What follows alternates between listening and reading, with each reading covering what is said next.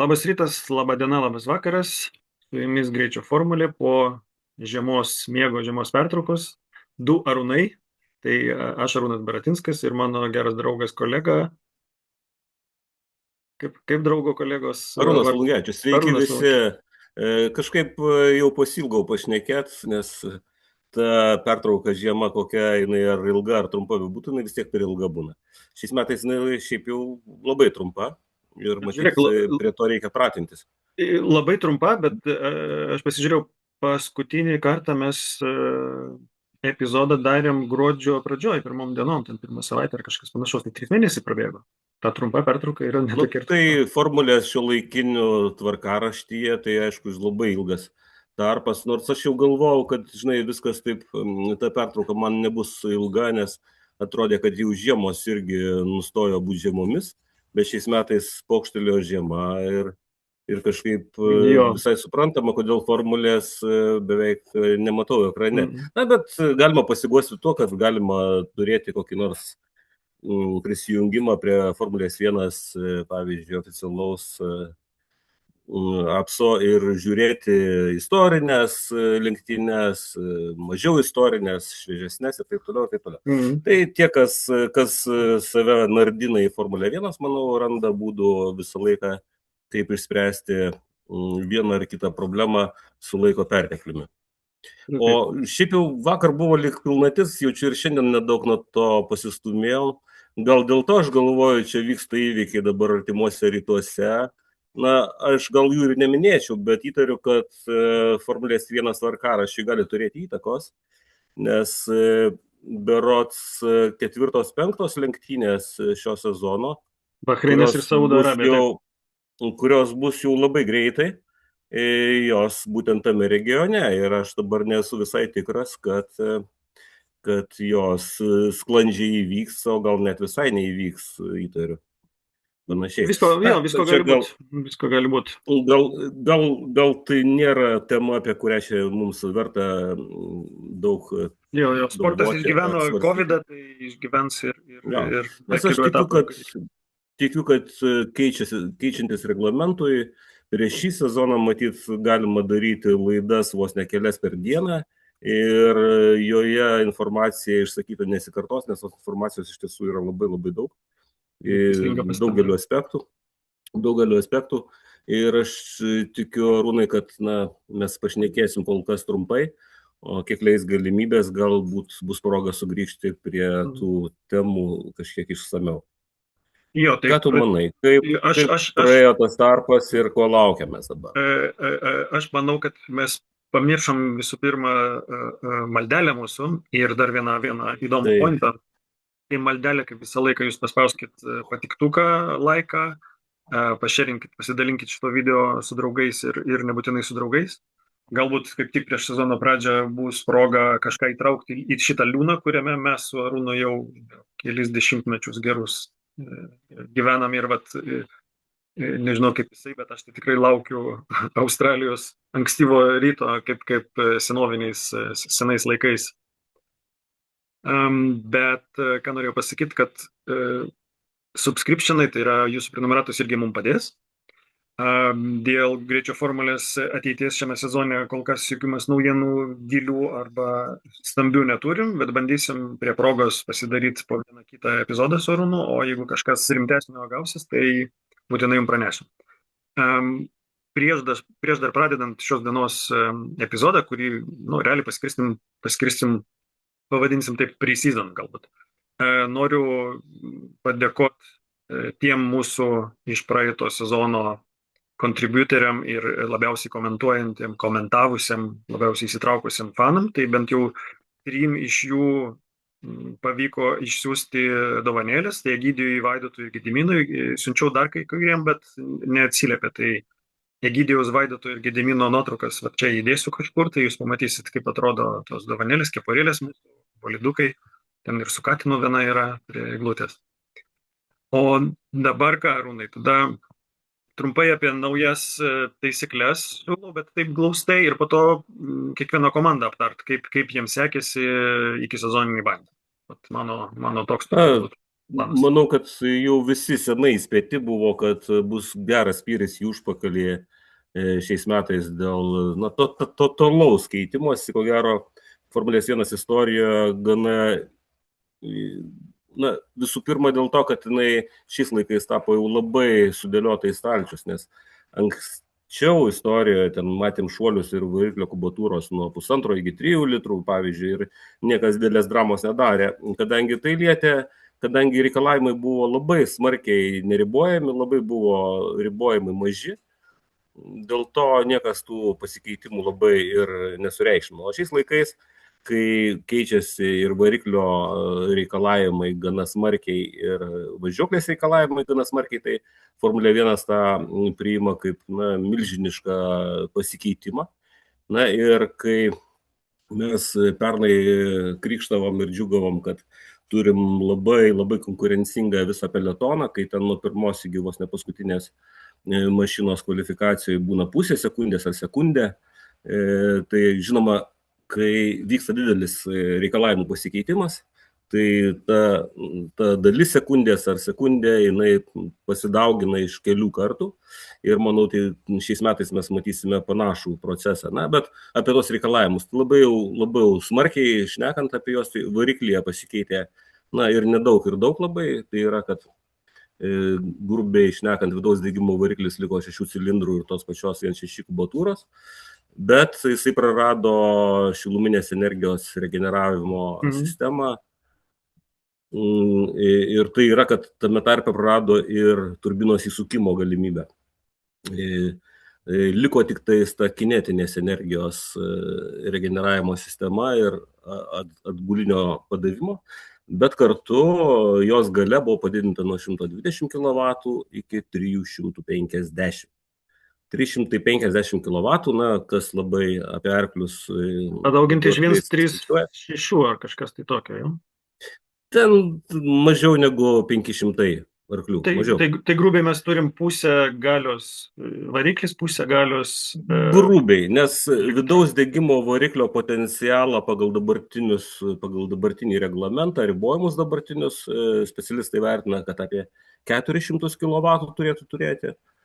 Ir elektrinė sistema turi 350 kW galę. Galim sakyti apie tiksliai. Taip. Visą tai sudėjus maždaug 1000 su trupučiu arklių įmanomi šiuose reikalavimuose, žinoma, tada, kai ta elektrinė sistema pilnai pakrauta ir pilnai jos galia yra panaudojama. O mes, manau, komentuodami kitus dalykus, sugrįšime dar daug kartų apie tai, ar iš tikrųjų, ar daug atvejų bus netgi sezono eigoje, kai ta 100% šitos sistemos galia bus iš viso panaudota. O čia vat klausimas tau, nes aš kaip įsivaizduoju, kad šie metai bus, arba kitaip, jeigu persikelčiau į Monaką, kada laimėjo Ricardo 19, nebeatsimenu, kada Ricardo laimėjo, kai pas jį buvo... Taip senai, kad aš neatsimenu. Jo, bet pas jį buvo sugedusi būtent elektrinė dalis, jeigu aš gerai pamenu, ir jisai ant variklio ir ant to MGU hit ištempė pergalę.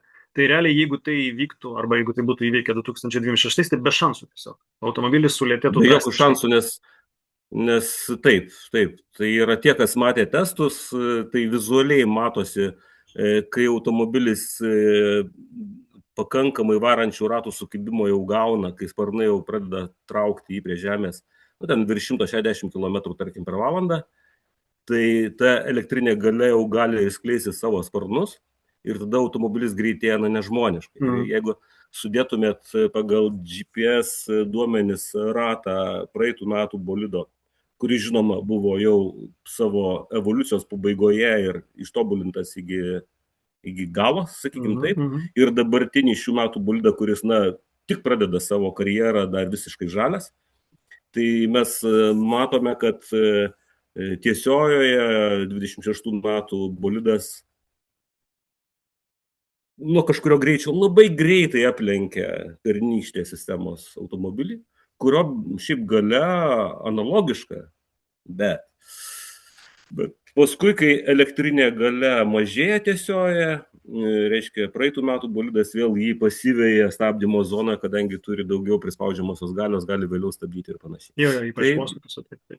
Bet manau, kad apie šitus aspektus bus galima sezono eigoje labai detaliai kalbėti, analizuoti, nes čia dar tiesiogiai, kaip paminėjai tiesiai, dar pridėkim dar vieną pokytį, tą aktyvią aerodinamiką, taip vadinamą aktyvairą, kur praeitais metais mes turėjom DRS, kur atsidarinėdavo sparnas, o dabar turim ir priekiniam sparne, ir galiniam sparne, kažką panašaus, vadinkim taip, tai dar labiau sumažina. Ir ta aerodinaminė, aktyvi aerodinamika nebus susieta su sekimu kažko sekundės atstumu, kai tau suteikiama galimybė panaudoti.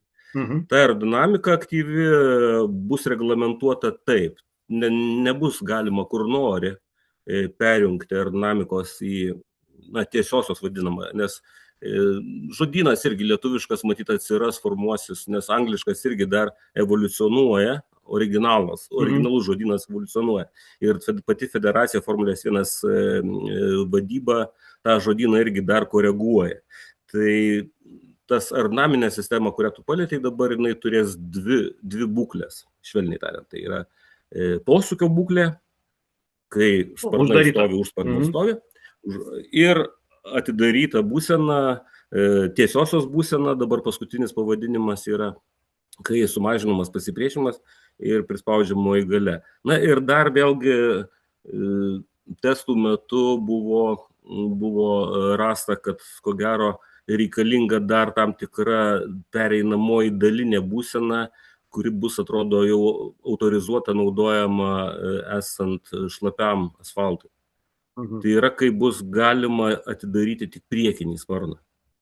Šiaip pagal visą situaciją abu sparnai turi būti atidaromi kartu 40 intervale. Tai vėlgi čia aspektas, kurį aš manau komandų inžinieriai irgi panaudos, ne tai kad savo naudai, bet ieškos, kaip gauti iš to kažkokį maksimalią naudą. Taip. Nes jeigu tau suteikia tarpelį 40-ųjų, tai tu sugalvosi, kokia seka ar atidarinėti ar uždarinėti sparnus, kad tavo automobilis veiktų efektyviau tome perėjimo. Čia ypač aktualu bus išjungiant, stabdyme, bus ypač aktualu. Manau, kad taip. Ir dar tada trumpai, kaip man patiko... Apie matmenį svorį. Apie matmenį svorį. Man labai patiko, kaip Davidas Coulthardas šitą pasakė, nes jo paklausė, sako, kaip čia, kokie esminiai pokyčiai fizikiniai. Tai jis sako 30-20-10, labai paprastai, tai 30 kg sumažėjo automobilio svoris, 20 cm sutrumpėjo, tai yra ilgis, ir 10 cm suplonėjo, tai yra plotis. Labai paprasta atsiminti, 30-20-10. Aš manau, tų skaičių galima būtų rasti žymiai daugiau. Beje, kalbant apie šlapę testą, turėjo šiandien rytoj Bahreine vykti šlapiai dangai skirtų Pirelli padangų testas su dirbtiniu drėkinimu trasos, ir tas testas dėl suprantamų priežasčių buvo atšauktas. Tai va, dėl kitų ribojimų, vėlgi labai dideliais potėpiais, jau minėjom, kad svoris apie 30 kg sumažėjo, negalim sakyti tiksliai, kadangi dabar svoris šiek tiek kitaip matuojamas. Tai yra, kad padangų svoris išimtas iš sumos ir vertinamas atskirai. Tai yra, kad dabar jau nereikės ir kartu nieko nekeista situacija, kad po lenktynių pabaigos tu prisirenki atidirbusios padangų gumos ir kompensuoji tokiu būdu buvimą žemiau limito. Jau to nebus galima daryti, nes padangų svoris atskirai yra vertinamas. Tai svoris apie 30 kg. Beje, sakome, kad padangos beveik nepasikeitė, liko 18 colių ratlankis, galinė padanga susiaurėjo 3 cm, priekinė 2,5, ir skersmuo galinio rato, man atrodo, 1,5 cm, priekinio 1 cm sumažėjo. Ir sąskaita šių labai nedidelių pasikeitimų padangų, jau vien iš to limito sumažėjimo svorio automobilis gavo daugiau negu trečdalį visos tos sumos, kiek jam reikia būti lengvesniu. Jam palengvėti reikės mažiau negu 20 kg, teoriškai, nes padangos palengvėjo. Ir būtent dėl to, tame tarpe ir dėl to buvo jų matmenys keičiami tam, kad nors buvo diskutuojama ir gal Supaprastint, pereiti prie 16 solių, tada tas svoris būtų dar mažesnis, bet buvo nuspręsta likti prie 18 solių ratlankių. Ir padangos svorį minėjom ir matmenys, tu minėjai, ratų bazė 20 cm, automobilio plotis 10 cm.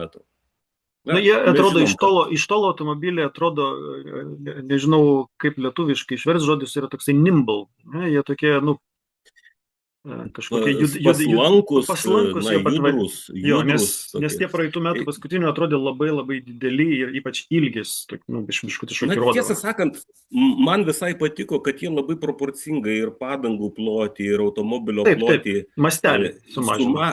Viską lyg mastelėje sumažėjo viskas ir tie automobiliai vizualiai labai mažai skiriasi. Žmogui, kuris neturi šalia vienas kito automobilio pastatyto, jisai menkai mato skirtumą. Tai tas man patiko. Kad nepasidarė staiga kažkoks labai aukštas arba labai ten platus galinis sparnas, ar kažkas tokio, kas atsimenu tais laikais, kai ten buvo nuėję į labai aukštą ir siaurą galinį sparną, tai tie automobiliai atrodė ten šiek tiek keistai. Arba devintais priekinė crash struktūra buvo, ten toks pirštas atsiradęs buvo. Taip. Įvairių niuansų buvo. Tai laimiai nieko estetiškai tokio iššaukiančio, ar labai viskas neatsitiko. Prie Halo mes jau kažkaip pripratom. Nieks jau neprastų kelnaičių tokių. Jo, visi priprato ir tai man bent jau smagu, kad mes neturime tokiom tuščiom temom šnekėti, o temos yra tikrai labai rimtos. Tai per temas tada einam.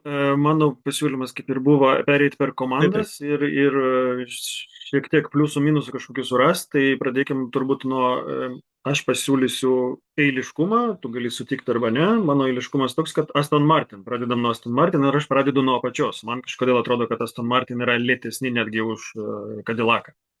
Ir tos problemos greičiausiai yra Honda. Jie ne tai, kad yra lėtesni, o jie nežino savo greičio. Aš taip ko gero. Ir tai, ką aš paskutiniu metu skaitau apie Aston Martiną padėtį, apie būklę komandoje, tai tiesiog šokiruoja, nes Honda atrodo prašė Aston Martino atšaukti dalyvavimą Australijos Grand Prix iš vis. Nes jie bijo, kad nefinišuos. Dėl Konkordijos sutarties tai negalima jo. Aston Martinas jokių būdų negali tokiam žingsniui ryžtis, bet panašu, kad planas Aston Martino Australijos lenktynėse tiesiog atvykti, pabandyti tilpti į 107 procentų kvalifikacijos taisyklę, startuoti lenktynėse ir pasitraukti. Jo. Nes Aston Martino būklė yra, nežinau, kol kas Honda labai garbingai prisijima atsakomybę savo, bet kita vertus, kadangi tas variklis nebuvo pajėgus demonstruoti reikiamos galios ir patikimumo testų metu, tai mes galime sakyti, kad mes beveik nieko nežinom apie patį Aston Martin automobilį. Ir apie tos sprendimus įdomius, kur galinė pakaba prie sparno tvirtinasi neįprastai labai. Tai tie sprendimai, jie nėra kažkokie žlugdantis, nes tarkim, jeigu panalizuosime kitų komandų sprendimus, kalbant apie galinę pakabą, tai pavyzdžiui, Ferrario galinės pakabos, galinės viršutinės svirties, galinis taškas irgi smarkiai labai pakeltas aukštyn, bet jisai ne prie sparno tvirtinasi, o prie greičių dėžės vis dar struktūros, bet labai aukštai iškeltas. Tai yra, kad šitie visi sprendimai, jie rodo tendenciją, ten tikrą, į kurią pusę eina. Ir kad Adrianas Newey priėmė būtent tokį sprendimą, tik tais rodo, kad jisai atspindi vystymosi kryptį, ko gero, kuria yra einama. Ir, kaip įprasta, Adrianui Newey jisai gana kardinalų pasirinkimą padarė. Aston Martin'e, aš sakyčiau, ne vienintelis šitas dalykas krenta į akį. Labai krenta į akį, žinoma, tas Adriano Newey toksai pomėgis viską aptraukti lyg oda, sumažinti visų pirma mechaninės dalies tūrį iki minimumo ir paskui dar tą mechaninę dalį aptraukti kėbulų kaip baliono gumelė plona, tokia prezervatyvų tokio. Tai aš neįsivaizduoju, kad konstruktorius gali kitaip galvoti negu Adrianas Newis. Jis kaip galvoja kaip tikras maksimalistas konstruktorius, tai už tai aš jį ir gerbiu. Kitas dalykas, kas tendencijų matome ir kitų komandų sprendimuose panašių, bet pavyzdžiui, radiatorių šonų tūris ir, žinoma, į jį negalima žiūrėti iš priekio, kadangi jis labai pasviręs. Bet jeigu žiūrėti į pasvirimo kampų iš to paėmimo angos, kuris tokia apatinė lūpa prailginta yra, tai jo tūris atrodo visiškai nulinis. Beveik nulinis. Taip. Ir jisai palieka virš dugno visiškai laisvą tūrį oro srautui tekėti link galinio difuzoriaus. Bet tai yra toks, sakau, vėlgi vėl maksimalistinis sprendimas. Ir ko gero dar vienas dalykas, kuris ne tai, kad išskiria, bet nėra paplitęs totaliai. Man atrodo, panašų sprendimą naudoja tik Mercedes ekipa, tai kad priekinis sparnas tvirtinamas ne pagrindinėje sparno dalyje prie nosies, o jau pirmame užsparnėje vadinamame. Dar priminsiu dėl sparnų. Aktyvi aerodinamika. Pernai mes turėjom galinį sparną, kuris turėjo pagrindinį profilį ir turėjo tą DRS valdomą užsparnį. Tai buvo 2 elementų, o priekinis sparnas pernai buvo pribuotas iki 4 elementų. Nei vienas iš jų nebuvo judami, tai buvo reguliuojami ar boksuose ir panašiai. Tai šiais metais galinis sparnas yra 3 elementų, tai yra pagrindinė dalis ir 2 užsparniai, kurie gali būti valdomi. Ir priekinis sparnas taip pat tik 3 elementų ir valdomi gali būti taip pat kaip galinio sparno 2 galiniai, tai yra 2 užsparniai gali būti valdomi. Tai štai Mercedes ir Aston Martin ekipos pasirinko gana keistą, ne keistą, bet įdomų tokį sprendimą, kad tvirtinasi prie nosies, prie nosies ne pagrindinė sparno dalis, o užsparnis pirmasis. Gal jis liežuvis iškištas? Jie eliminavo savo galimybę 2 elementus guldyti, pavyzdžiui, tiesiosiuose, mažinant pasipriešinimą. Paliko savo galimybę tik tai reiškia tą paskutinį užsparnį palikti valdomų, bet jie išlošė ką, kad jų nosis gavosi šiek tiek trumpesnė. Tai yra, kad pagrindinis sparno profilis gavo švaresnį srautą. Vėlgi, mes žinome, kad priekinis sparnas daro įtaką viskam, net paskutinio galinio rato taško, srauto formai, greičiui, turbulencijai ir panašiai. Priekinis sparnas labai labai svarbus yra. Ir tas pasirinkimas, kad tą padarė taip pat ir Mercedes ekipa, rodo, kad jis nėra visai toksai nepagrįstas, ar ne, švelniai tariant. Tai žiūrint, sakau, jie Aston Martin automobilį, norėjosi, kad jie tikrai neturėtų tokių problemų susijusių su, nevadinčiau Hondos naujų gamintojų, bet realiai jie po to, kai jie pasitraukė iš Formulės 1 ir tik tais jau sukurtus variklius gamino Red Bull ekipoje, ar ne, jie faktiškai visus inžinierius, kurie dirbo prie to projekto, jie įdarbino visai kitose vietose kompanijos. Ir dabar šito jėgos agregato kūrimui buvo surinkta visai nauja, nepatyrusi komanda. Čia labai aš tiesiog negaliu patikėti, kad jie taip nuėjo į pūdymus, negaliu to patikėti. Ir dar labiau sunku patikėti, žinai, čia yra tas posakis, kur 2 kartus į tą pačią upę, tai Alonso 2 kartą įlipo į tą pačią upę, ne tai, kad į tą pačią upę panašiam aplinkybėm, o netgi su tą pačią variklių gamintoją. Įlipo į tą pačią upę, kaip McLaren jo pirmas sezonas, tai iš vis buvo tragiškas, McLaren Honda. Taip, važiuojam toliau. Sakyčiau, čia Maxo Verstappeno sprendimas likti Red Bullyje labai gerai nupiešia vaizdą, ant kiek mes tolimi esam nuo informacijos. Nuo realios, taip. Taip, ant kiek geriau žmonės ten dirba, jaučia, mato, aukščiausiam ešelone turi prieimą prie duomenų, kurie jiems leidžia daryti vienus ar kitus sprendimus. Nes priminsiu, aš labai kažkaip anais metais galvojau, kad jisai perės į Aston Martin ir kai jau buvo aišku, kad ne, tai tada čia buvo jau signalas rimtas. Gerai, sekantis mano galva yra Cadillac, tai seniai pažįstami Valtteri Bottas ir Sergio Perez. Daugelis komandos ir inžinierių ir mechanikų ir šiaip stafo yra perpirkti arba privilioti visokiais kitais būdais iš kitų komandų. Tai komanda pati nėra labai bloga surinkta. Kiek girdėjau, irgi iki šiol jie jau yra išleidę virš $1 milijardo visam pasiruošimui. Girdėjau tokį skaičių. Aš kaip pamačiau jų tokį viešą informaciją apie tai, kiek jie kandidatūrų perėjo, kiek pokalbių su būsimais darbuotojais ar kandidatais atliko. Tai milžiniškas darbas atliktas per tuos metus. Tikrai kažkas tokio sunkiai įsivaizduojam. Ir, vėlgi priminsiu, kad šioje komandoje tebedirba mūsų tautietis, su kuriuo teko bendrauti, žinoma, dėl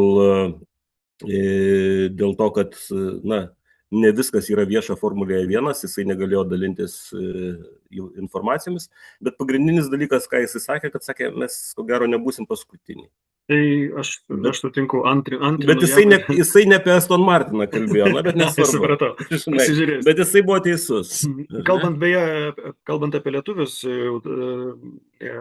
mes bendravom su tokiu Andrium, irgi pavardės neminėsiu, bet kas nori sužinos ir suras, jisai dirba buvusiam Zauber dabar Audi, kažkada galbūt pavyks jį prikalbinti, pakalbėti su mumis kartu.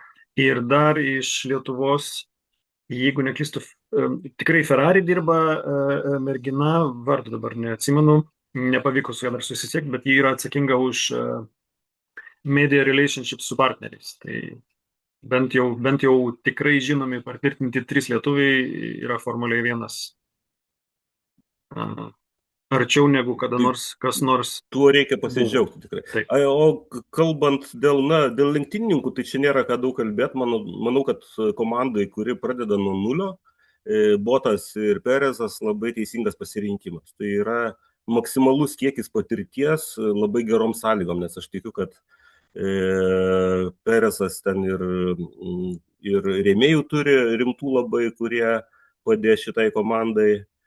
Bottas važiavęs tikrai laiminčiose komandose su maksimalia patirtim dirbdavo ir prie Lewiso Hamiltono nustatymų tobulinimo ir taip toliau ir taip toliau. Tai yra mano supratimu, kad labai sunku kažką ženkliai geriau jam pasiūlyti. Labai geras pasirinkimas. Vėlgi žiūrint į automobilį, jisai atrodo kaip automobilis komandos, įvertinus tai, kad turime milžinišką reglamento pasikeitimą. Kai negali kažko paimti ir nukopijuoti, ar ne, kaip kažkada Racing Point padarė, ar ne, kai negali nukopijuoti, tai labai kompetitingas automobilis. Atrodo, taip iš išvadusai. Niekas nerėžia akies, viskas logiška, švaru, dėl, kaip sakyti, spalvinio sprendimo galima ginčytis. Vėlgi, man priminė tuos laikus, kai British American Racing komanda bandė tą jie bandė 2 skirtingus automobilius, jiem neleido, tai tada jie išilgai jos padažė. Lucky Strike buvo cigaretės ir 355. Ir 555. Tai kalbant apie Cadillacą ir jų to mūsų tautiečio komentarą apie nebuvimą paskutiniais, tu čia turbūt turėjo omeny Williams. Žinok, aš nekonkretizuosiu, bet ne. Bet ne, okei. Bet nesvarbu. Okay. Ir jisai ko gero minėjo netgi ne ta prasme, kad jie bus antri nuo galo. Man atrodo, kad jis įsivaizdavo, kad jie gali būti toliau negu antri nuo galo. Bet kol kas aš niekada nenoriu, nereikia čia dėlioti visų tų svarmenų ant svarstyklių, kol dar niekas net neprasidėjo. Okay. Bet vis tiek, tada, kadangi Williams paminėjau, tai Williams irgi praeitą sezoną, žiūrėk, jie liktai labai anksti buvo perkelę visą savo dėmesį į šios metus, labai neblogai pabaigė 2025 ir šimet toks, man atrodo, antras šokas po Aston Martino yra Williams, kur pavėlavo praleido shakedowną tą Barcelonoje tą uždarą testą, pirmą sesiją. Tada pagal gandus jie su svoriu ten nesusitvarko, negali nusimesti tiek, kiek reikia. ir vargais negalais kažkaip jie atsibildeno į Bahreiną ir irgi ten nežibėjo. Tai kaip galima, čia organizacinių pobūdžių, kur buvo padaryta kažkokia klaida, kad kaip galima ruoštis taip anksti ir padaryti tokį didelį nu, Nemanau, kad prametimą. tai susijęs su klaidom ar kažko kitu. Tai ko gero labai vienas paprastas ir viską paaiškinantis dalykas yra galimybės. Mhm. Tai yra jų projektavimo, prototipavimo ir gamybos galimybės yra kol kas labai ribotos ir gana smarkiai atsilieka nuo tų komandų, kurios ten turi, kaip sakyti, žymiai geresnės bazės techninės ir taip toliau. O šiais metais įtariu, kad jie irgi, žinodami savo ribotumus, Volesas, manau, kad tuos dalykus projektuoja ir jų ribotumai iš tiesų yra gana dideli. Tai jis ir Williams komanda nesistengia iš karto iššauti ir nušauti visus. Aš tikiu, kad jie pradės nuo tokio sistemingo darbo Okay. ir tokio judėjimo su srove. Jie nėra Mhm. ambicingi, kad staiga jie šoka į greitai judantį traukinį ir yra jo priešakyje, nes jisai žino, kad yra komandų su galimybėmis ir žymiai rimtesniais resursais ir tiesiog metodiškai dirba. Tai Williams, vertindamas Williams pasirodymą teste, aš nematau didelių problemų. Taip, viršsvoris yra tas, su kuo reikės taikytis, matyti ne tik jiems, bet tos problemos laiko tėkmėje sprendžiasi. Tiesiog tam reikia pinigų. Gerai, tai Viljamsui sėkmės palinkėsim, nuliūdusiam Karlosui Sainzui irgi, kuris jau buvo praeitais metais atsigavęs antram pusmetį, ypač pabaigos sezono. Ir dabar sekanti komanda, kur aš įrašiau, reiškia, rezultatų gerėjimo tvarka, tai RB, Airbusai. Racing Bulls. Racing Bulls. Ir čia nežinau, čia mano galva, aš čia vienintelį pokytį matau, tai nauja žvaigždė galimai Lindbladą. Jokių kitų kažkokių tai ypatumų besiruošiančiam sezonui iš jų aš nei mačiau, nei matau, nežinau kaip tau. Aš manau, kad apie šitą komandą labai smarkiai neverta diskutuoti, nes vis tik ją galima vertinti kaip tą dukterinę Red Bullio komandą. Ir čia ne tik kalvė yra naujų ar jaunų talentų, ką tu paminėjai tik ką, bet ir techninė prasme. Ir aš, žinoma, labai norėjau pašnekėti apie tą Red Bullio variklį su Fordu, bet manau, kad ko gero tą temą šiek tiek detaliau mes galėsim paliesti aptardami motininės komandos pasirodymą. Tai labai daug šnekėti nematau prasmės apie tai. Okay. Galiu tik tais pažymėti, kad vizualiai man vis dar patinka jų spalvinis sprendimas. Taip. Ok, tai sekanti, mano galva, sekanti yra Audi, tai yra buvęs Zauber. Ir Audi kuom išsiskiria savo tokių įdomių dažymų, aišku, nestandartinių, su staigiom linijom ir tokiom neįprastom spalvom, bet Audi motorsporte jos buvo matomas ir Le Mano prototipuose panašiai kažkas buvo, ir Dakare. Bet Audi kuom įsiminė arba išsiskyrė iš visų kitų komandų, tai variklio garsu. Kad tu gali pakomentuoti apie tą jų ypatingą variklio garsą, kuris nuo kitų ženkliai skiriasi, nuo kitų komandų. Neturiu žalio supratimo, tiesą sakant, kodėl jų garsas taip skiriasi. Rezonatorius toksai, sakai, bakelis. Manau, kad Audi priklauso tam labai ribotam premium klubui gamintojų automobilių, kurie sugeba ne tik gaminti gana brangius automobilius, bet ir juos parduoti. Mhm. Nes brangius automobilius, matyt, galėtų pagaminti daug įmonių ne tik Europoje, bet ir net tokioje Kinijoje. Bet juos parduoti brangiai jau nėra taip paprasta. Tai Įtariu, kad garso sistemos prabangiuose šių laikų automobiliuose, kuriuos mes matome ar girdime gatvėje, garsas tapo tokia išskirtiniu bruožu, sakyčiau, dėl kurio stengiamasi, vaikomasi. Tai yra toksai trendas gatvėse, tame Tu manai, tarpe kad autosporte, manau. tu čia paralelės išvedi su sakykime, įvaizdžiu, taip? Sportiškumo įvaizdžiu. Manau taip. Ir tokiam gamintojui kaip Audi tai yra svarbu. Na, vėlgi, dėl to, kad mes praradom tą šiluminės energijos rekuperacijos sistemą, garsas šiek tiek pasikeitęs visų variklių šių metų. Jisai, na, šiek tiek stipresnis yra. Nors, tiesą sakant, aš Jie jų savo neturi. galvoje nelabai randu paaiškinimo tam, kadangi na, vieną paaiškinimą randu, nes vis tiek tas išmetimo sistema praeina per turbiną, kuris labai slopina garsą vidaus degimo variklio. Galbūt tas faktas, kad praeitų metų tas šiluminės energijos rekuperacijos ir atidavimo vėlgi sistema efektyvumą didino. Tai yra dalis energijos, tų dujų yra ne tik šiluminė, bet yra ir garso forma išeinant iš variklio. Ir ta sistema matyt daugiau absorbavo tos energijos ir dėl to, ko gero dabar variklio garsas pasidarė šiek tiek stipresnis. Kodėl Audi jisai skiriasi gana reikšmingai, pastebimai, sunku pasakyti, nežinau. Galbūt jų sistema mažiau efektyviai yra, galbūt sakau, tai yra Arba atvirkščiai. sąmoningas, matai, jeigu tu stipresnį garsą girdi, tai reiškia, kad dalis energijos pasiekia tavo ausį, kuri nebuvo Kuri panaudota. turėtų būti panaudota tam turbinoje, pavyzdžiui. Taip. Tai aš tokią prielaidą, na, labiau mokslinę daryčiau, kad tai nėra geras bruožas, bet kita vertus aš matau pateisinimą jų pastangoms kažko išsiskirti tame tarpe ir jeigu tai yra garsas, tai tebūnie. Bet kita vertus, tas Audi atėjimas tai nėra visiškai nauja komanda, mes puikiai suprantam, kad tai yra Zauberio bazėje viskas gimė, bet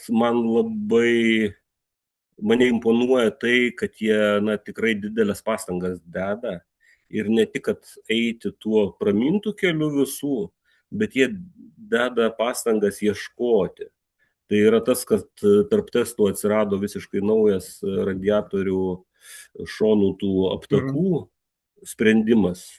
Jau vien tai ir mane žavi. Vėlgi jie ėmėsi kitokios interpretacijos galinio sparno atidarimo. Aš nesakau, kad jinai geresnė. Aš sakyčiau, kad geriausią sprendimą, ko gero, turi visai kita komanda, bet apart to, kad jie startavo su kitokiu sprendimu galinio sparno atidarimo negu kitos komandos.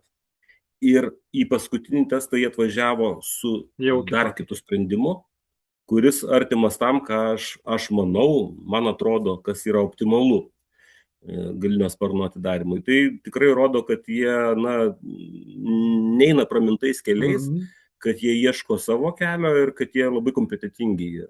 Žmonės, kurie ieško, jie kažkada, anksčiau ir vėliau randa. Taip. Gerai. Sekantis, kas būtų? Sekantis arba Alpine arba Haas. Aš įrašiau Alpine, manau, kad Haas greitesni būtų pradžioj sezono dėl savo variklių, bet sustokim ties Alpine. Alpine esminis skirtumas nuo praeitų metų. Tai yra komanda, iš kurios liko grinai tik tai nuosavybė Renault ir pavadinimas. O su Renault nieko neturi bendro, nes šiemet važiuoja su Mercedes varikliais. Taip, su Mercedes varikliu važiuoja. Ir, jeigu pernai, kaip sakyti, viskas buvo verčiama, visas tas savivartis buvo verčiamas ant to, kad mums nusispjauti iš tų metų sezono, mes investuojam į kito reglamento, kitų metų bolidą, tai, žinai, kažkas gal tikėjosi pamatyti stebuklą. Stebuklas neįvyko, bet kita vertus jie, bent jau testuose, jie netrodė esantis dugne, kaip atrodė praeitų metų pradžioje, nes jie buvo visiškam dugne. Ir vėlgi, man patiko iš jų automobilio dvi išsiskiriančios vietos. Mhm. Viena, kurią aš nesusietas su jais minėjau, bet galinio sparno atidarimas, tai yra ko gero, kol nebus sugalvota kitaip, tai mano galva, tai yra pats geriausias sprendimas. Kai dvigubas užsparnis nukrenta tiesiojoje už pagrindinio elemento. Tai yra kažkas optimalaus. Nes daugelis komandų nuėjo to keliu, kad jie tą dvigubą užsparnį atidaro, kaip Priekinė praeitais dalį, metais buvo kaip įprasta, DRS, taip. priekinę dalį pakelia. Mhm, mhm. Ir, kodėl aš manau, kad Alpine sprendimas yra geresnis? Todėl, kad jie sumažina frontalinį plotą. Jeigu mes paimsime formulę, tai formulę aerodinaminio pasipriešinimo kažkokio objekto, ne? Tai jinai susideda iš trijų dalių. Viena dalis yra plotas, kuris generuoja pasipriešinimą, antra dalis yra aerodinaminio pasipriešinimo koeficientas vadinamas, kuris nusako, ant kiek paviršius yra aptakus ar ne. Tai X.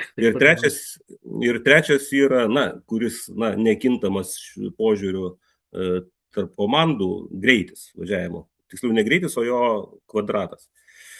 Greičio kvadratas. Tai jeigu greičio kvadratą atsiesime nuo šito, tai tu gali keisti savo pasipriešinimo daikto dviem būdais. Arba paviršių tą aerodinamiškumą gerindamas, arba ir kartu arba mažindamas plotą pasipriešinimo. Tai elementas, dvigubas, kuris nukrenta už pagrindinio, man atrodo, kad sumažina labiau pasipriešinimo plotą, negu elementas, kuris pakyla ir gaunasi du elementai oro sraute. Bet šit toksai mano pastebėjimas.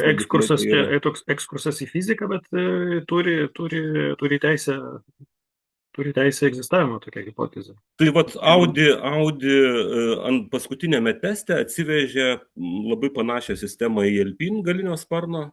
Jie pirmuose testuose naudojo tokį vidurinį variantą, kai tas užsparniai pasisukdavo per ašį, kuri maždaug viduryje yra jų. Tai yra, kaip negalas nusileidžia ir ne priekis pasikelia, o jinai tiesiog pasisuka. O dabar jie atvažiavo su panašiu sprendimu į Alpine komandą. Čia kalbant apie Audi. Ir antras dalykas, kuris man atrodo labai, labai efektyviai ir ko gero prasmingai, tai kad jų oro išleidimos angos gale automobilio yra labai mažas. Yra labai susiaurinta. Tai yra, kad jie ieško būdo, kaip tą pasipriešinimo, nes aušinimo labai daug reikia Formulės 1 bolidui, ir jie ieško, kaip tą pasipriešinimą aušinimo visų sistemų sumažinti. Jeigu praeitais metais gana akivaizdžiai vizualiai skiriasi to požiūrio McLaren ekipa, tai šiais metais, ko gero, į lyderius įrašyčiau būtent Alpine komandą. Ar jiems generuos tai pakankamą aušinimą, šito aš nežinau, tą parodys sezonas. Bet tai vėlgi rodo, kad žmonės tikrai tų pinigų, kuriuos taupė šito bolido kūrimui, jie nedegino židinyje, ar ne? Kažkas tokio. Gerai, tai sekantis prieš top 4 išryškėjusi būtų Haas, mano galva. Ir apie Haas, nežinau, aš vienintelį dalyką, kurį pastebėjau, tai Ferrario variklio įtaka ir tą patį greitį startuojant. Tai yra tą nesprendimą, kurį turi ir Ferrari, žaibišką startą, pasinaudojant elektros iškrovą. Nežinau tik tai, ar jie naudoja tą patį variklį, ar kaip Mercedes komandos irgi. Mercedesas, man atrodo, buvo davęs komandom, bent jau McLaren tikrai naudoja ne pačią galingiausią versiją. Ne paskutinę versiją. Ne paskutinę, jo.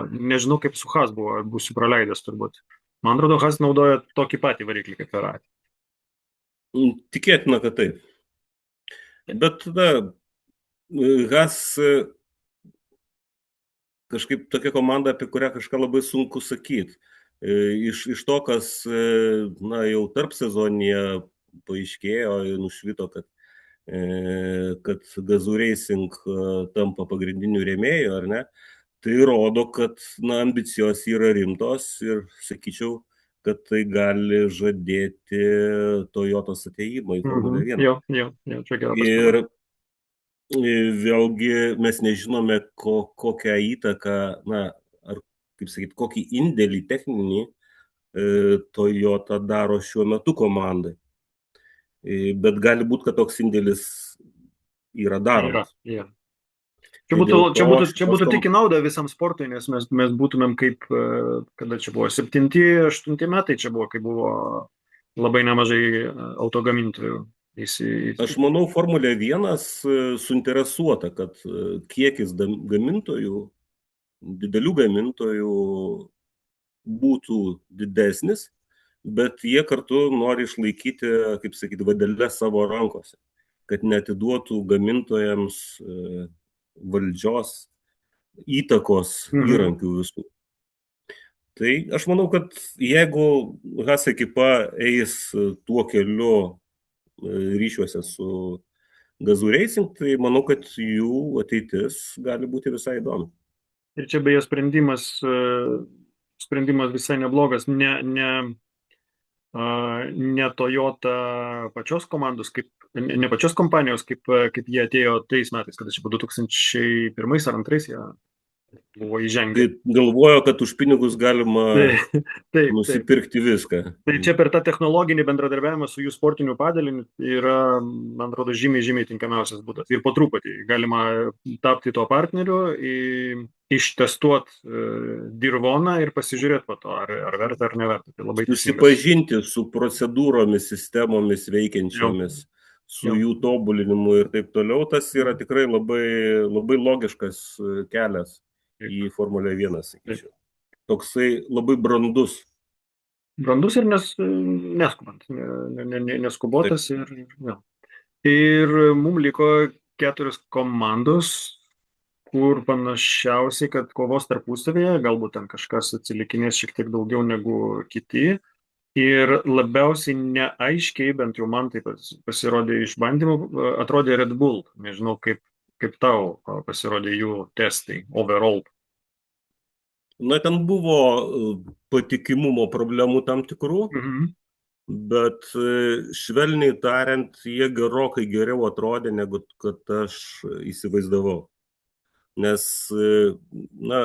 tas kalnas, į kurį jie lipo, aš turiu galvoje, kad su savo jėgos agregato kūrimu, aš maniau, kad bus, ko gero, aš labiau būčiau patikėjęs, jeigu jie būtų Aston Martino rolėje dabartinėje.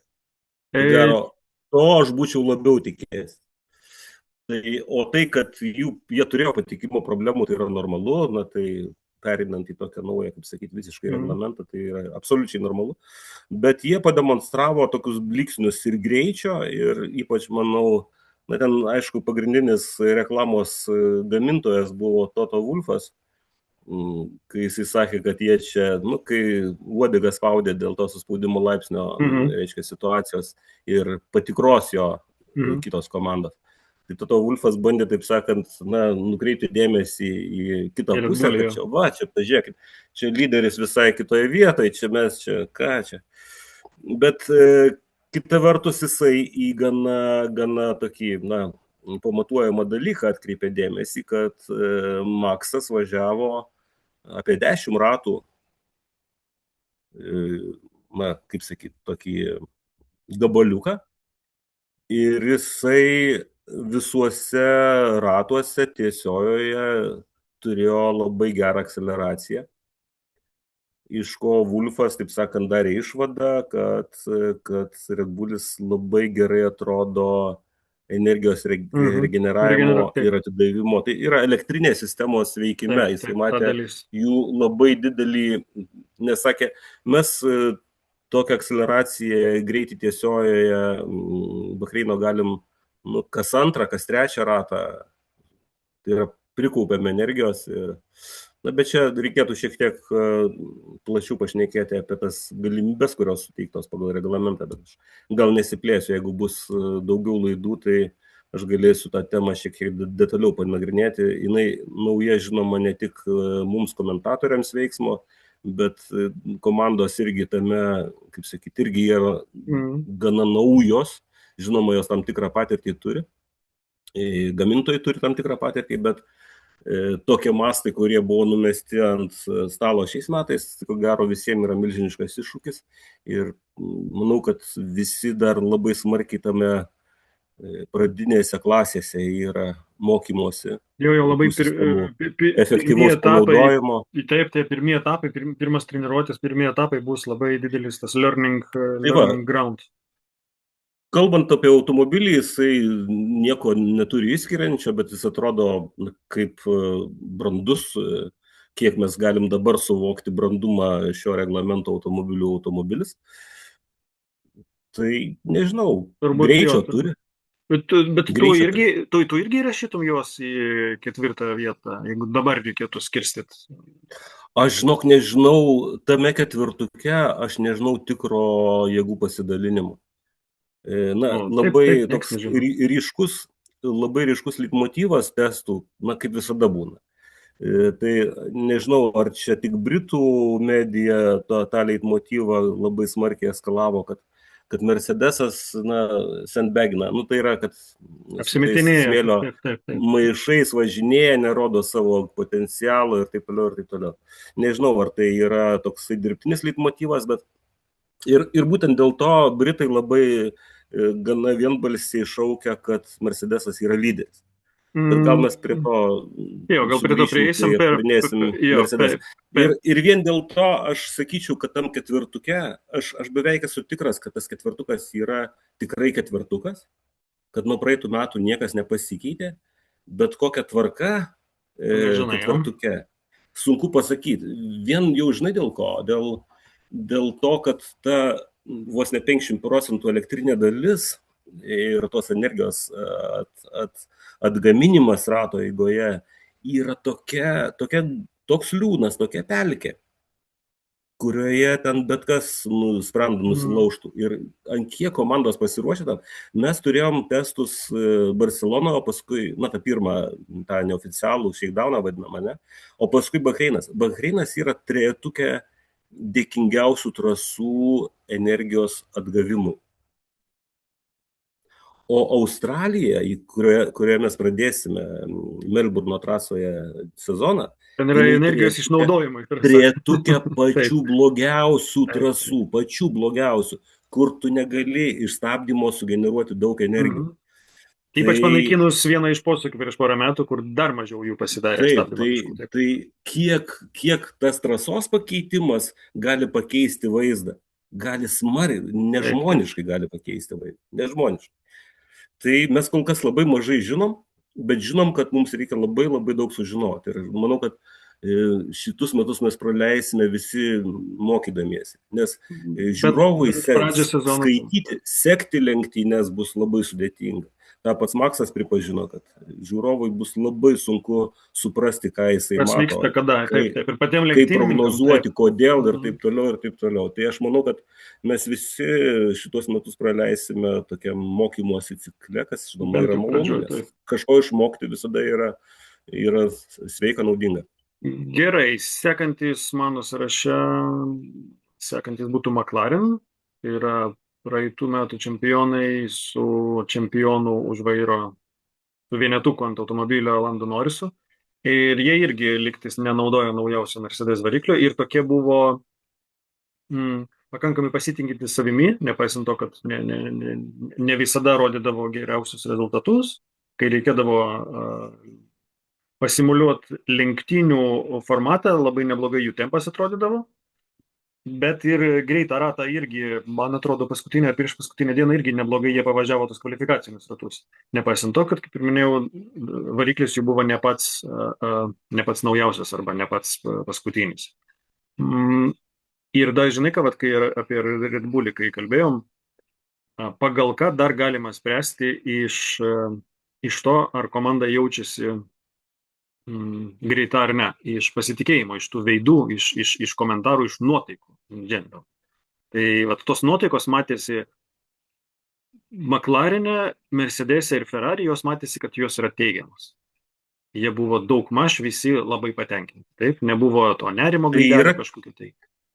Tai, ką tu sakai, matyt, rodo, kad jie suprato, kas vyksta. kad jie suprato, kaip vyksta procesas, kad jie padarė A, B, C, D, jiems reikia padaryti dar E, F, G, Mhm. H, ar ne? Ir jie įsivaizduoja, kaip jie tą darys, jie supranta. Ir tas įkvėpia žmonėm tokį pasitikėjimą, kad jie eina teisingų kelių. O dėl Red Bullio tu neturėjai tokio įspūdžio, ar ne? Vat dėl Red Bullio ne, nes buvo keletą momentų tokių ir tokių, nu ne tai, kad nervingų, bet buvo keletą interviu tokių ir nepasimetusių, bet matėsi, kad kažkas ne 100%. Ne viskas. Tai va. Gerai, kalbant apie McLareną, aš ko gero sutikčiau su tavo vertinimu ir ko gero mano argumentas, kodėl jie nėra, lyderiai, pavyzdžiui, ar Mhm. ne? Arba kodėl jie gali būti ne lyderiais, yra tai, kad jie yra klientas Mercedes. Jie nėra gamyklinė komanda. Taip, kai reglamentas nusistovėjęs ir visi naudoja maždaug tą agregatą kaip, žinai, iš lentynos, kai Mhm. jie su viskuo susipažinę ir žino, kur skirtumą išgauti kitose vietose, taip. Bet kai toks milžiniškas reglamento pasikeitimas ir prie visų duomenų turimų Mhm. ir būsimų, kuriuos dar tik tais gaus, prieimą turi gamyklinė komanda, tai čia, žinoma, yra toksai šiek tiek pagalys tarp kojų McLaren. Ir tai galėtų pateisinti tokią būseną, kad jie, tarkim, nebus lyderiai. Bet jų automobilis Argumentas, taip, kompetitingas. taip. Bet čia visi Viskas argumentas. ten tvarkoja, tik tai sakau, tie skirtumai, kuriuos darys jėgos agregatas šiais metais, dėl pagrindė šitos rekuperacijos sistemos, tie skirtumai bus dideli. Mes dar dabar net neįsivaizduom. Aš sakau, po Bahreino, žinai, Bahreinas gal šiek tiek raminančiai atrodė, ar ne, kai ten 4-5 sekundės, ar ne, tarp, greičiausio ir Mhm. lėčiausio. Bet kai mes nuvažiuosim į Melburną ir ten gali pasidaryti 10 sekundžių Aš ir tie, šim, tokiom, tai ir jo, tie tokiom. 100, ir tie 107% netrodys taip jau daug, žinau. Nes buvo įprasta, kad mes šią sekundėje visi sėdim, tai 107%, tai čia lengva. Pasirodys, kad ten, 107%. Čia Astonui nebent jo. Gerai, liko mums du įtariamieji paskutiniai, tai Ferrari ir Mercedes. Kaip ir sakai, dauguma paišo Mercedesui pirmą vietą ir jie atrodė rimčiausiai visose testuose, jie atrodo labiausiai užtikrinti, bet irgi patikimumo buvo momentų, bent jau keli momentai buvo, kai buvo sunerime dėl Buvo. patikimumo. Tai, nežinau, Tai ir jie žinok, aš tiesą sakant, čia nebūtinai sutikčiau, kad Mersas pirmas, nes, sakau, man ta fleita, kurią čia pūtė medija, medija, taip. žinai, pagrindė britiška, kad čia Mersas, tai, žinok, aš nebūčiau tikras, nes gali būti, žinau, kad Ferraris gali būti pirmas, gali būti. Jo, Aš iš jų tai. netvirtinu, kad jie gali būti pirmas, bet jie tikrai gali būti pirmas numeris. Tai Ferrari iš karto tada pasikalbam ir apie Ferrari, nes apie Mercedesą čia jau lygiai greičiai, kiek jau mes trečią kartą juos paminėjom, tai gal ir užteks. O Ferrari, kuo pasižymėjo testuose, tai pasižymėjo dviem tokiais ypatumais. Pirmas ypatumas tai tie startai kosminiai, tiesiog startai kaip PlayStation žaidime žaidžiant su, nežinau, ten 50% pajėgumų, ne, kai tu startuoji ir visus aplenki iki pirmo posūkio. Tai Hamiltonas tą padarė iš kelintos eilės startavus, iš 4 ar 5 eilės startavęs, pirmam posūkiai jau aplenkė Russellą, kuris startavo iš pirmos. Tai tiesiog fantastiškas startas ir ten pat buvo Hasas irgi, Bermanas, jeigu neklystu, irgi sustartavęs labai neblogai. Tai Ferrari jėgainė. Tai pirmas dalykas, tą visi pastebėjo. O antras, kurį jie atsivežė tik tai antrą bandymą Bahreinę, tą savo super sparną, kuris apsiverčia visiškai, taip, kuris kelia automobilio, ne tai, kad mažina pasipriešinimą, bet kelia automobilio galą, taip kaip lėktuvo sparnas.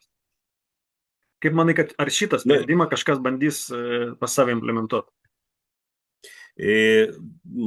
Akivaizdu, kad Ferraris ieško būdų ir štai, ir tokį būdą panaudoja savo paieškose, tai tą aš sveikinu.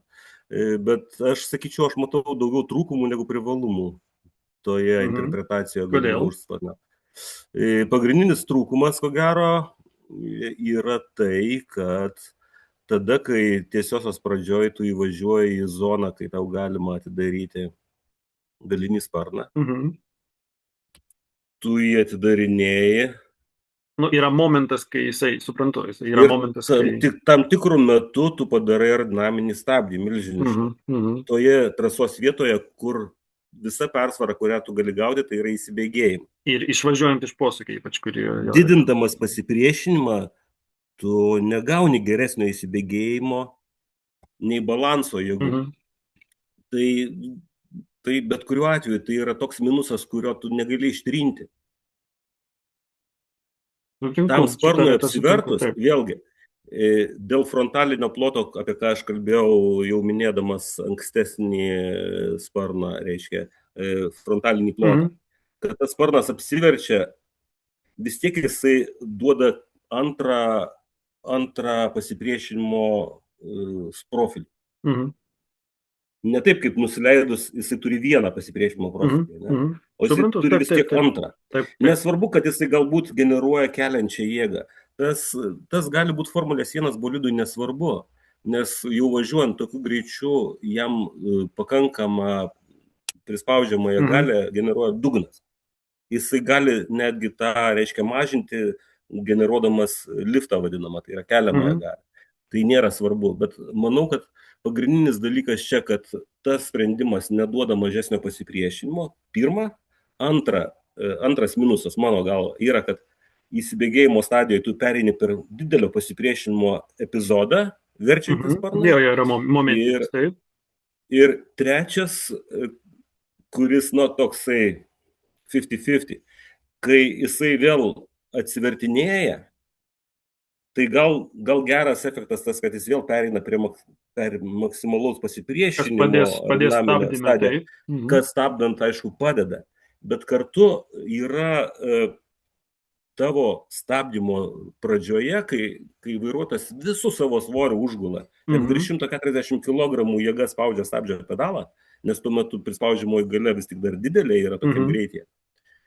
Ir tuo metu tu pereidinėjai prie galinio tilto labai didelių svyravimų prispaudžiamosios galios. Suprantu, kas gali Besiverčiant būti, tam jeigu sparnui. tik tai vairas šiek tiek bus pasuktas, tai Nes gali iš kai karto tu tik pabėgti galas. uždarai, tai tu gauni tik tais vieną smūgį, kad jinai Taip, taip, suprantu, padidėja. suprantu. O čia O čia vyksta bus du, toksai, žinai, bent jau du bus tokios, momentai. Mhm. tokie svyravimai Taip, prispaudžiamosios taip, taip. galios. Tai aš Čia gali būti matau, galo pabėgimo incidentų, tokių staigių galo nusirovimų. tris dalykus, dėl ko man tas sprendimas atrodo bejotinas. Ir aš manau, kad jisai pagąsdino rimtai varžovus, galbūt pareikalaus iš jų investicijų į savo projekto, pavyzdžiui, kūrimo tokio analogiško ir taip toliau. Bet aš nemanau, kad jisai prigis. Bet čia toksai mano spėjimas. Okay. Tai Man kas Ferrari labiausiai, patiko, startai fantastiški absoliučiai. Bet man patiko, kad Ferrari grįžo prie savo, ne savo, o prie ryškesnės raudonos spalvos, kad yra balto viršaus, kuris man irgi labai harmoningas. Man kažkodėl Ferrari, žinok, yra tas 312 T2 Niki Laudos. Niki Laudas, taip. Žinai, ta siaura Italijos juostele atskirta raudona nuo viršaus balto ir techninės detalės, tokios kaip sparnai juodi. Man kažkodėl tai yra tokia, nirvana Ferrario formulės bolido. Vintažinė estetika. Jo, tokia tobulas daiktas. Labai harmoningai atrodo, labai gerai atrodo. Gerai, tai žiūrėk, mes turim 2 minutės ir toj mums čia pasibaigs viskas, tai labai trumpai prieš turbūt sumetant kelis spėjimus, bet nedarom jokio čempionato oficialaus, darom tik tai top 3. Vat kaip tu manai, kaip atrodys top 3, tavo Australijos Grand Prix top 3? Lenktynininkai? Jo. Aha. Ok, top 3. Labai sunkus klausimas. Aš tikrai nepasiruošęs tam. Gerai, aš vardinsiu savo, man atrodo... Gerai. Neatrodo, kaip aš noriu. Hamiltonas pergalė, antras Norris, o trečias Russellas. Matai. Gerai, kažkas panašaus. Gal aš į mikserį įmesčiau, kad Russellas gali būti pirmas, antras Leclerc'as, trečias Hamiltonas, gal kažkas Good. tokio. Nu va, mes dabar kaip tą Italijos vėliavą perėjom per top 3 ir padalinom ją tarp Ferrari ir ne Ferrari. Okay. Gerai, tai ačiū Arūnai, ačiū visiems, kas su mumis buvo. Like, share and subscribe. Ir kaip senais gerais laikais susitinkam sekmadienį, nu kas nori ir šeštadienį, ir penktadienį, aišku, bet sekmadienį, man atrodo, mūsų laikų 6 ryte, taip, lenktynės. Jeigu Tuo gerai aš pasakau, lenktynės 6 ryto, taip, o kas žiūrės visą savaitgalį, tai pirma treniruotė 3:30, antra penktą kažką. 7 valandą, analogiškai šeštadienį, nu, lenktynės, kaip jau sakėme, 6 valandą ryto. 6. Tai pasimatysim tada kažkada vėliau. Visiems smagaus sezono, smagių Australijos Grand Prix lenktynių ir smagaus sezono. Ačiū ir Ačiū iki. visiems. Ate. Iki.